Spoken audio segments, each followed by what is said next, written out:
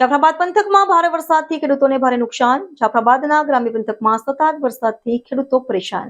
જાફરાબાદના Lord ગામે ભારે વરસાદથી ખેડૂતો મુશ્કેલીમાં. લોર ગામમાં ખેડૂતોએ કપાસ અને મગફળીનું વાવેતર. છેલ્લા થોડા દિવસોથી આ વિસ્તારમાં સતત વરસાદથી પાક નિષ્ફળ જવાની શક્યતા.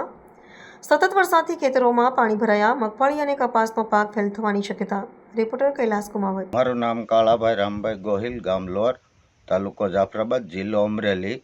અત્યારે 1 મહિનાથી સતત વરસાદ ચાલુ છે અને કુવાઈ માથેથી જાય છે અને રસ્તાએ હલાય એવું છે નહીં.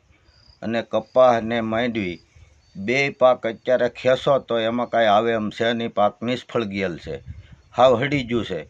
એટલે એમાં સારો તો અમારું તો કાંઈ નથી થાય એમ, પણ પશુધનનું કાંઈ થાય એવું છે નહીં. આવી પરિસ્થિતિ છે અત્યારે. વણના જીંડવાય બાટી જશે અને હડી જશે અને કપાસ પણ રહે એમ છે નહીં. આ તમે જોઈ શકો છો પાણી કેટલું ભર્યું છે અને આ ખેતરમાંથી આવી જ રીતે હાલ્યું જાય છે. મારું નામ છે લાલજીભાઈ વીરાભાઈ ડાભી, ગામ લોર, જાફરાબાદ તાલુકો. અમારે ત્યારે માંડવીમાં પાણી હાલ્યું જાય છે, રચક થઈ ગયું છે. પછી પાણી માંડવી હાથમાં કાવ નથી. 4 મહિના થઈ ગયા છે, પાક પૂરો થઈ ગયો. વરસાદ કેટલા દિવસથી પડે છે? વરસાદ 10-12 દિવસ એક ધારો પડે છે, નોરતા પહેલાનો. માંડવી ક્યારે તમે વાવી હતી? માંડવી 4 સાડા 4 મહિના થઈ ગયા છે. માંડવીમાં પાણી હાલ્યું જાય છે.